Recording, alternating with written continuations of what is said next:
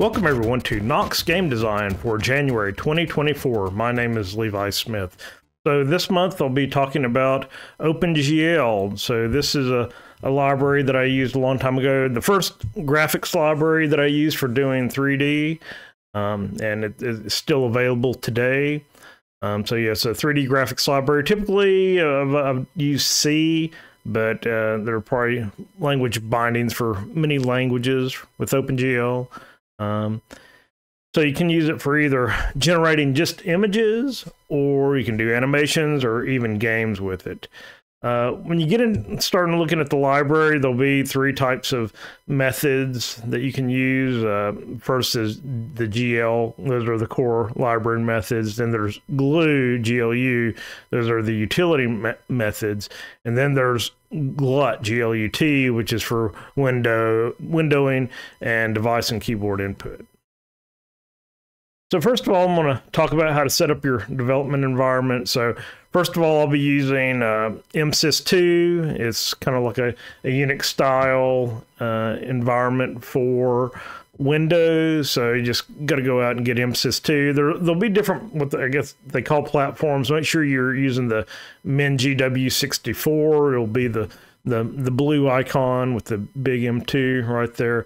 So once you get this installed, once you get your MSys2 installed, make sure, first thing you just want to do is just make sure you get your C compiler working. So you'll want to install GCC and get that running, and just write a simple test C program. So you want to have GCC and also free GLUT, GLEW, glue, and libpng. So here's the command down here for installing those all in one command within MinGW64. So let me exit out of this, and here's our MinGW right here. So I've got examples here. I'm going to show how to just get a simple game up and running in using OpenGL libraries within MinGW64 within MSys2, but I'll be using VIM, the VI editor. It's OpenGL 01.c. So first of all, you'll just want to include standard IO to just print something to the screen, and we'll probably also want to go ahead and include GL/GLUT, make sure that our libraries are working here, and then we're just going to have our default main method, int main void, and then printf hello OpenGL, then return 0. So I went ahead and created a makefile for all of these examples, so you can just like compile all these examples. I'll put these out in a repository, but if you just do make in the current directory, then it will compile all these. But yeah, you'll want to use GCC if you're compiling it by hand and not using a makefile. Yeah, so to compile this, you'll just want to do GCC OpenGL 01.c. Then we add these flags L free GLUT, then L OpenGL 32, L GLU 32, and LM for the math library. So by default, that creates a a.exe, so you can just do ./a, and then that'll say hello OpenGL.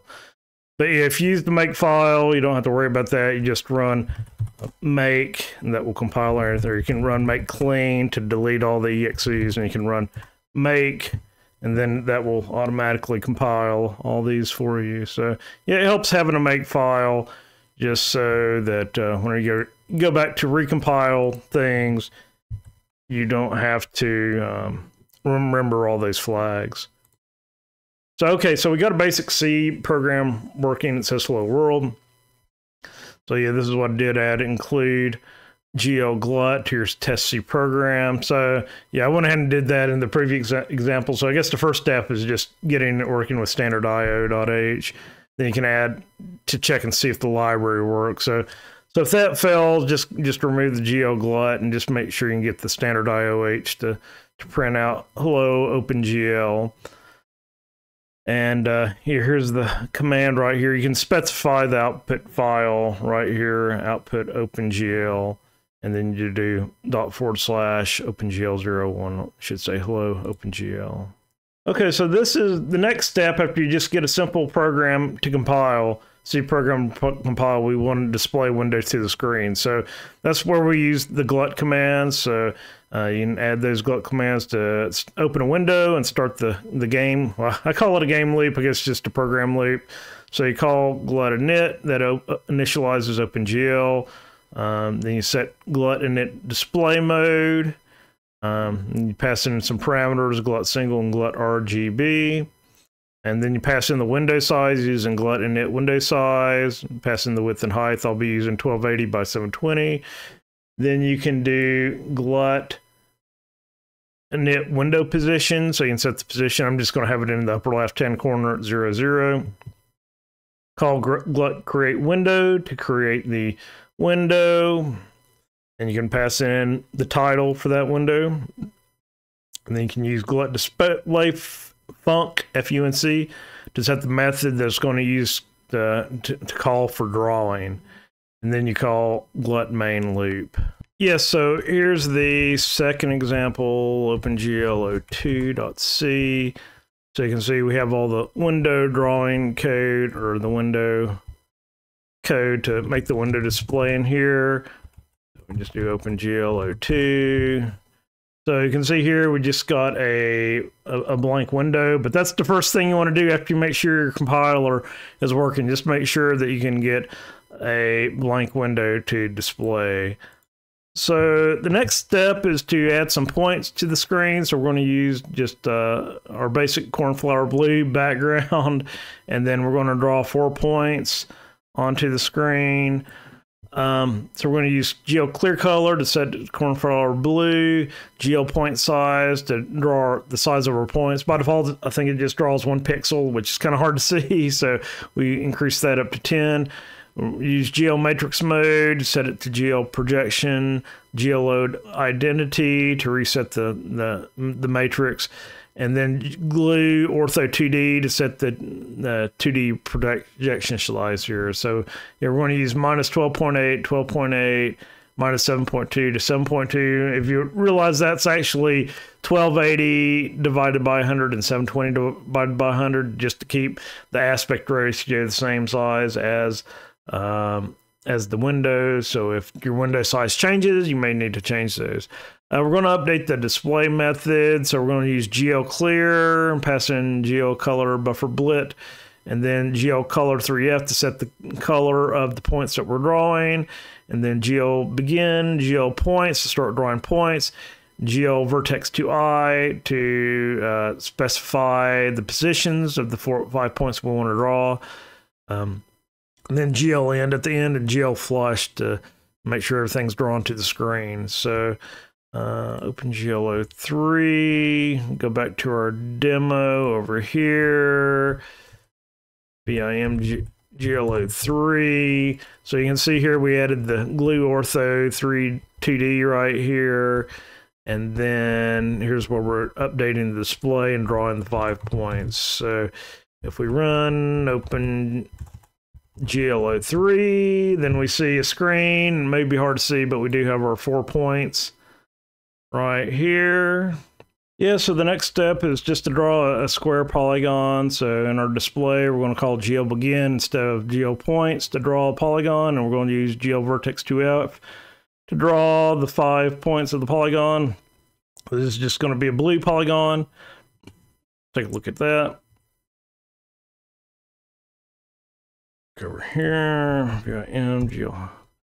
So you can see here is where we updated to draw the blue polygon right there. Nothing else has really changed. OpenGL04. So you can see that we got our basic blue polygon to display right there.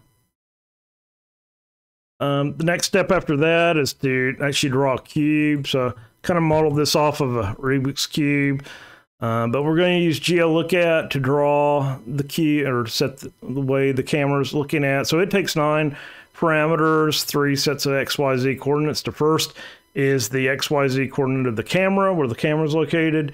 The second set of coordinates is the look at position, where it's looking at. So in this example, we're going to be looking at 0, 0, 0. And then the third one is the camera up. So we're going to have the camera up, facing upward.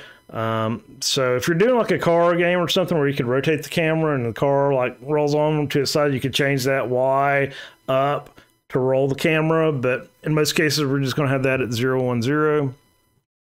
We're going to call GL enable, GL depth test. That needs to be set, otherwise the polygons will be drawn on top of each other. It's going to kind of look like papers stacked on top of each other if you don't call this. So if you see that effect, that's something I usually run into every time I get into OpenGL. I forget to set GL enable, GL depth test, and I get that weird effect. We also want to call GL enable cull face, that we're not drawing both sides of the polygon. And then GL depth mask, set that to GL true, pass in GL true. By default, that's set to true, but it doesn't hurt to set it anyway. And in display, we're going to use GL clear, GL color buffer blit. Then we also want to set GL depth buffer blit. We want to add that depth buffer blit, otherwise polygons won't be cleared. Then set GL matrix mode to GL model view.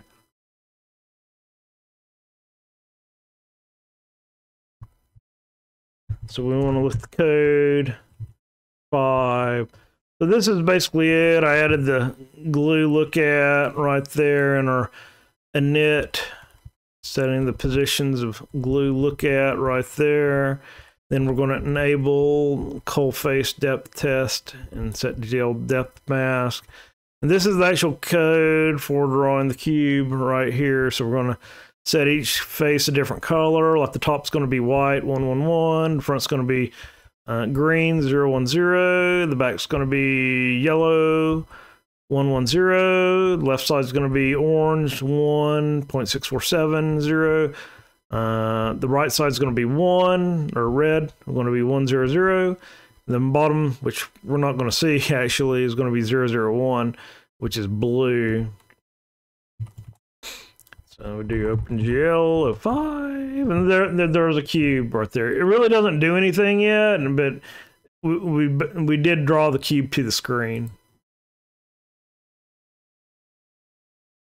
So here's some mistakes that I know I've ran into in the past. So on the first one on the left side, you start seeing this hollow effect, or you start seeing faces missing. That's because your normals are facing the wrong way. So typically, I believe you want to draw your set your points in a clockwise direction, and then the normal will be facing outward, the face that you actually see. So it'll look like that after enabling GL cull face. That way we don't draw both sides of the polygon. Because if you've got a model with thousands of polygons on it, you don't want to draw the insides of those polygons too, because you're never going to see those. Here's that stacking effect I talked about if you don't enable GL depth test. So it's like this blue is the bottom, but it got drawn, the blue was drawn last, but it's going to appear on top of all the other polygons, which is wrong. So if you see that effect, make sure that GL enable GL depth test is called.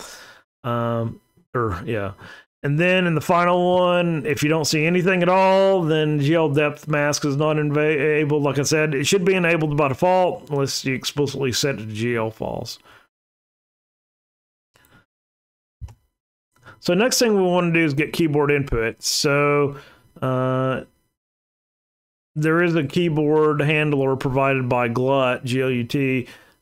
You call GLUT keyboard func. That specifies a function you want to be called when the key is pressed. That takes 3 parameters: a char, unsigned char, the key, x, an int x, and an int y for the x and y position of the mouse when the key is pressed.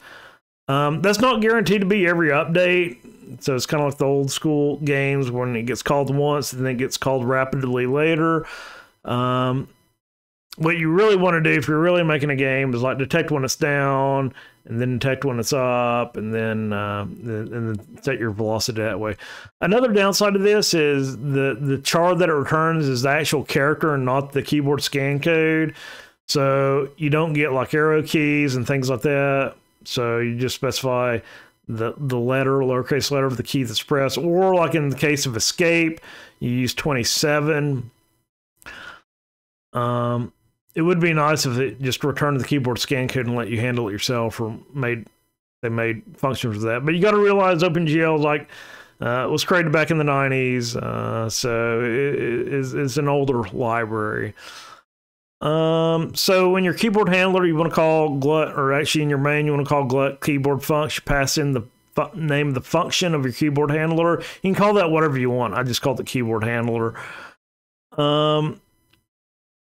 And yeah, that's all you need to get that working. So escape. VIM OpenGL 06. And you can see here, right here, here's my keyboard handler function right here with the key and the X and Y. So basically, I got some statements. It's not going to do anything yet. This is just to prove that OpenGL 06. So it's not going to, anything's going to happen yet, but when I press the keys, it's going to say move left, move right, move up, blah, blah, blah. So that's just proving that when you press a key, that something happens. So the next step is to actually react to that key press. So what we want to do is create 3 floats for storing the X, Y, and Z position of our object, our cube, and then a rotation value, float rotation value. And then we're going to use the functions GL translate. So you basically got 3 transforms, translate, rotate, and scale. I'm not going to be talking about scale in this talk. We're just going to be looking at translation and rotation. So we're going to use those function. What I like to do is always call, before I start to draw an object, called GL push matrix and GL pop matrix. That ensures all of the transformations are only being applied to this object that I'm looking at. Developed a game a long time ago called Tetris City, where I was drawing buildings. And before every building that I drew, I'd call GL push matrix and GL pop matrix, and usually called identity after I pushed the matrix too. That way it doesn't, like, your transforms don't affect things like your camera and other things like that. Yeah, so every time we press a key, every time the key gets fired, we're going to rotate. If it's a rotation key, we're going to rotate it 10 degrees.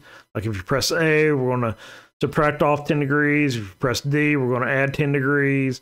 If you press S, then we're going to move back 0.1 units. If we press W, we're going to add Z 0.1 units. Then Q and E are going to move it left and right, and it's going to translate left and right in world coordinates. And we also want to make sure we call GLUT post redisplay after our key is fired.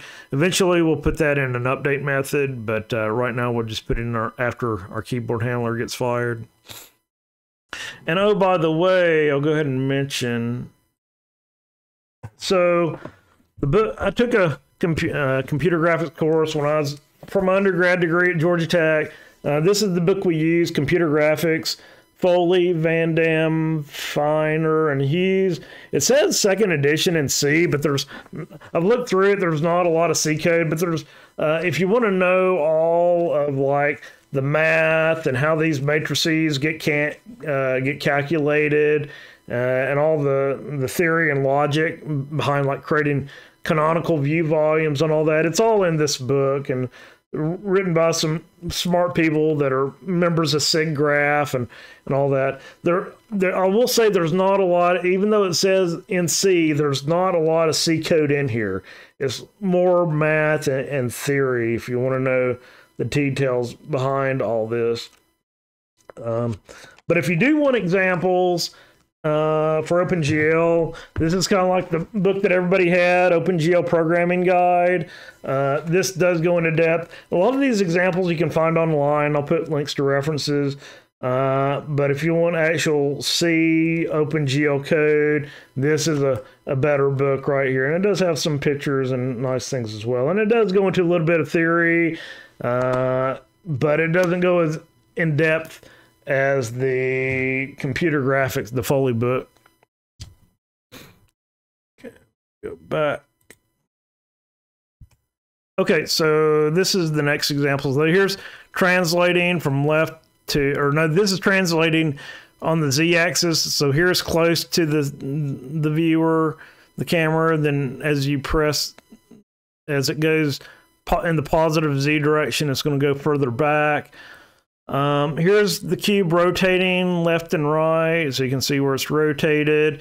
And here's where it's translated on the x-axis. So it goes from the left side to the right side. So, and by the way, this is got the camera at -113, so it's kind of up and to the left a little bit.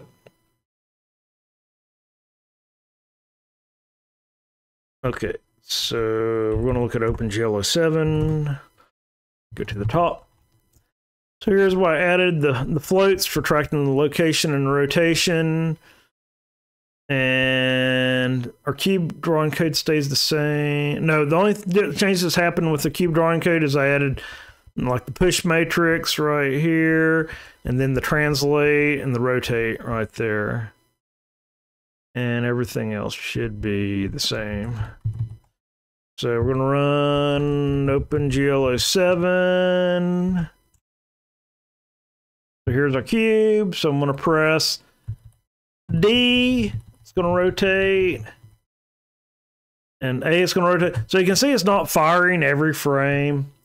So if I press W to go positive Z, it's like going to go back and into the screen. If I press S, then it's going to come out toward the screen. And then if I press Q and E, it basically moves it to the left and right.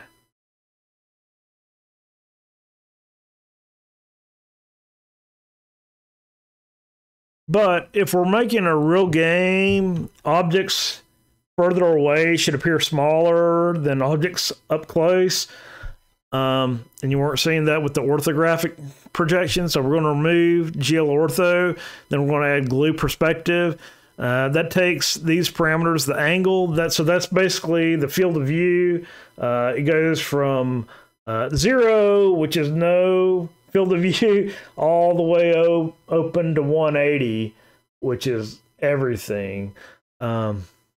Typically, I set that from 45 to 60. I think if you use Unity, that sets it to 60 by default. You also want to set a front clipping plane and a back clipping plane as parameters. And also, the next one is aspect ratio, and that's normally the width of the window divided by the height, which I have at 1.7778. If you divide 1280 by 720, that equals 1.7778. So if the window size changes, then you may need to reset that aspect ratio.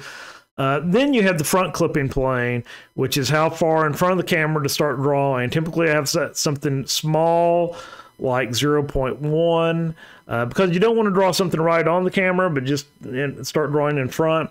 Then you want to set the back clipping plane. I think in this example, I have it set to 50, but that's when the camera stops drawing objects, that canonical view volume, that's where it gets cut off. So if you have a game with a whole bunch of objects, hundreds of objects, then it won't draw anything past that back clipping plane. And that's something you need to consider, because that could cause slowdown if you have too many things on the screen that you're trying to draw. So you want to set that black clipping plane not so far away that's drawing everything. But another consideration you need to be aware of is things like pop-in. If you're playing a racing game, then things come in. They'll just appear to pop in when they get in front of that back clipping plane. You can kind of mask that with things like fog, but you just need to consider that. So here's what it looks like with the perspective view. So the cube starts close to the camera, then you can move it further back and further back. So it's kind of like the same thing, but as it gets further away, you notice it does get smaller. What was that? 8. OpenGL 08. So here's where we're setting the projection. So we just commented out glue ortho, and we added glue perspective. So I'm using 60 degrees, 1.7778. 0.1 for the front clipping plane, and 50 for the back clipping plane. Our cube stays the same. I did add a draw floor, so it gets this checkerboard floor effect. Basically, I'm adding the row plus the column. I'm drawing a bunch of little squares on the floor. So if you add the row plus the column, then take your modulo of 2, then that's going to be black if it equals to 0, but if it equals 1, then it's going to be gray. So that gives you a checkerboard effect. So kind of makes it, you actually get a perspective of where that cube is on the floor. So OpenGL 08. So here it is. So if I press W, then it's going to move positive in the Z direction. But you can see where that back clipping plane is, that 50. So as I go past 50, then that cube's going to get erased. You can still like rotate your cube, move it forward, and move it left and right.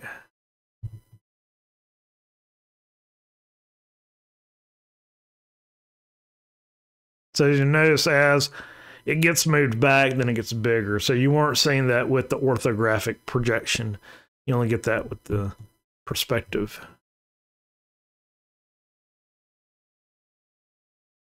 I'm not going to talk much about lighting, but I will mention that if you turn on lighting and you've like made something in OpenGL by default, you're not going to see the colors that you specified with GL color 3F. It doesn't have any effect when lighting is on. Not by default. I think there is a way that I've read to go in and make that work, but typically it doesn't work by default. What I like to do is specify material with GL material FV. You pass in the parameter GL front, the type, and material. You can set different lighting properties of a material, such as the diffuse color, using GL diffuse value, you can set a color. There's also things where you can set the specular and shininess and things like that. Use GL light FV to set light properties such as diffuse, ambient, and the position of light. You enable lighting with GL enable GL lighting. Then you can specify those enable specific lights with GL enable light, then the number, such as light 0. So I think you have eight lights that you can use, light 0 to light 7.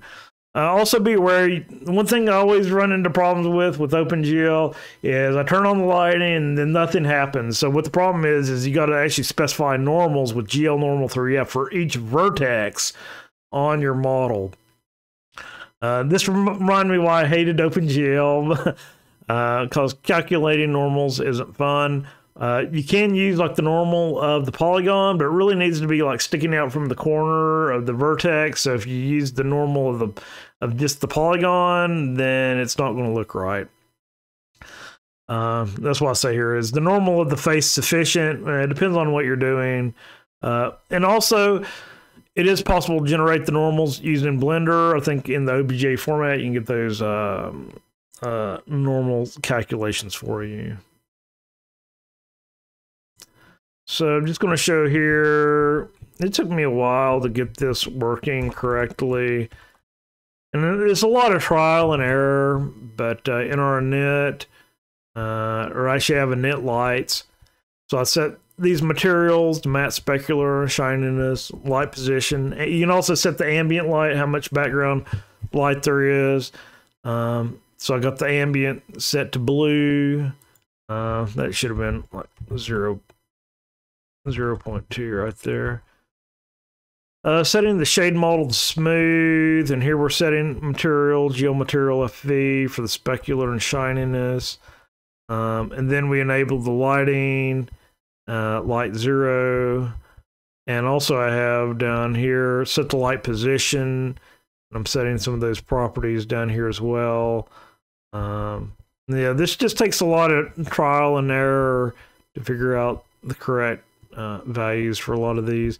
I did go ahead and add a sphere. I mentioned that that GLUT library has a GLUT solid sphere, so this creates a sphere. sphere with radius 2. I believe this is position 2016. And then I have my standard cube right there. And there we're drawing the floor. So nothing else has really changed. So OpenGL 09. So yeah, now you can see it has this blue tint. But if you notice when I rotate it, it kind of gets brighter and darker, which isn't right. I think that's because the normals aren't right. The normals should be pointing out from the corner, not with the same direction as the face. So that's why it's doing that light, dark. But it does show the basic functionality of lighting. I will mention I was going to talk about texture mapping. I didn't get to it. That could be a talk for another day. But OpenGL does have ability to do texture mapping. So how do we make a game out of this? So basically we want to add a player, an array of bullets, and an array of enemies. So if I was making a real game, then I'd probably do a linked list of enemies and bullets. But since this is just a demo, I'm just going to keep those as arrays, since arrays are easier to define and work with without a library. If you're doing C++, it has the vector class. You could use that. So we're going to initialize the player and then an enemy array, initialize a bullet whenever the space key is pressed. We're also going to define GLUT idle func to specify the update function. We're also going to check when a bullet has collided with an enemy, and that doesn't have anything to do with OpenGL at all right there. That's standard collision method right there. I did a couple of talks on 2D and 3D collisions. If you want to know how that works, it's pretty simple once you know what you're doing. But just want to say that doesn't have anything to do with OpenGL at all. And then set the update method with GLUT idle func. Here's the update to the code. So we're going to have 3 new structures: a structure for the player, tracking the players. This is the same thing as the cube, the X, Y, and Z position, and the rotation. I was going to have the player draw itself, but I didn't do that. That could be removed. I'm going to have a bullet, X, Y, Z position, and is alive property. And then an enemy with an X, Y, Z position and an is alive property. So we're going to have the game objects defined here: player, bullet, an array of 3 bullets, and an array of 8 enemies. In our init game, we're going to set the initial position of our player, and then we're going to leap through our 8 enemies and set their X, Y, Z positions and set is alive to 1 or true. Then whenever the player shoots, we're going to create a bullet. And then we're going to look to see if there's a position available to create a bullet in the array for an array bullet that's not alive. And then in that position, we're going to set the X, Y, Z position of the bullet to X, Y, and Z of the player. Then set is alive to true.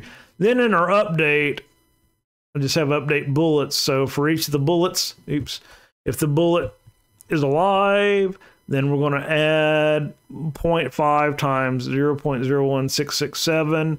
That's going to move it 0.5 units in the Z direction for every second, because 1 over 60 is 0.01667. And then on every update, we're going to check and see if the bullet has collided with any of the enemies. So we have a check collision method. So that's basically our circle collision right here: a squared plus b squared, square root of a squared plus b squared. So we're going to check the distance between the bullet and the player. If that is less than the sum of the radius of the bullet and player, then they've collided, return 1, otherwise return 0. So then if the bullet collides with the enemy, then we're going to set the enemy is alive property to 0 and the bullet is alive property to 0. Otherwise, the bullet would just keep going after it's collided with the enemy. Here's our drawing methods. Basically, we're going to call draw player, draw enemies, and draw bullets. I have each of those in their own method. Draw player, that's just our same cube that we've been working with. Draw enemies is going to loop through the 8 enemies in the array. If that enemy is live, then we're going to draw using that GLUT solid sphere of radius 2. And then for draw bullets, we're going to loop through each of the bullet positions in the bullet array. If it is alive, then we're going to draw the bullet in its position, and then used a GLUT solid sphere to draw that bullet. Yeah, just be aware for each one of these, I'm calling GL push matrix, load identity, and GL pop matrix before drawing it. Then in our keyboard handler, we're going to add case 32, which is the space key, the character code for space bar for a space. Then we're going to call create bullet. And then in our update method, we're going to call update bullets and then GLUT post redisplay. So we're moving the GLUT post redisplay out of the keyboard handler into the update method. And then in our main method, before calling GLUT main loop, we're going to call GLUT idle function update. So then that makes our update function work like an update in like Game Maker or Unity or whatever. So here's what it looks like right here. We've got a cube. We can move it in any of the directions. Then we got our 8 enemies, which are just basically these blue spheres up here. And then the bullet is a red sphere right there. Escape out of that.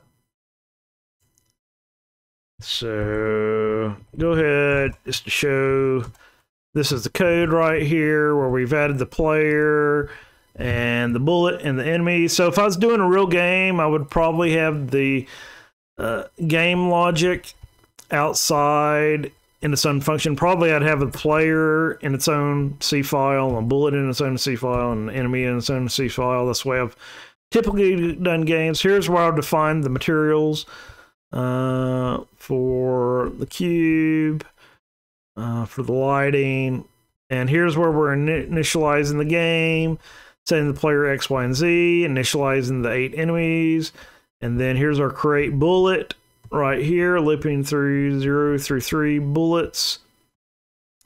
Here's our update bullet, everything that I mentioned earlier, and here's our check collision method, and it's just really like 5 lines of code, really. And yeah, that's basically it. And then we have our update. Yeah, we call GLUT idle func update, and update is the name of our method. So in update, we're going to update bullets and GLUT post redisplay. We're going to do OpenGL 10, so we can move left and right and rotate, but we press space to shoot, so that's what's shooting those bullets. And then after the bullet gets to a certain position, if it hasn't hit an enemy, and we can also shoot multiple bullets at the same time. There's really no in-game state. This is just kind of like a proof of concept, just showing you can create a game in OpenGL. Space style shooter game. So if you really develop this further, you'd want to have models imported and things like that. What OpenGL doesn't do, it doesn't do sound, music, or audio. You'll need to use another game library such as SDL. That's typically what I've used. There's also OpenGL, which I've heard a lot about. I haven't used it myself. It also doesn't do font or text. You can kind of do fonts using bitmaps, but I haven't done that. Typically, I just use like the font methods out of SDL, not try to do my own fonts or anything, because I think SDL has the ability to read TTF files and make that simpler for you. OpenGL also doesn't handle joysticks or other input devices. So if you want to do gamepads or joysticks, you want to use a game library like SDL or any other of the other languages or that support OpenGL. I didn't add references. I'll be sure to include those. Yeah, so that's it for OpenGL. Hope everybody found it useful. More of a history lesson. I don't know anybody that actually still does just like pure OpenGL, but it's good to know like how that works. And OpenGL may be used like underneath, but it's good to know how those things work behind the scenes. But anyway, that's going to wrap it up for January 2024. Appreciate everyone out there listening and watching.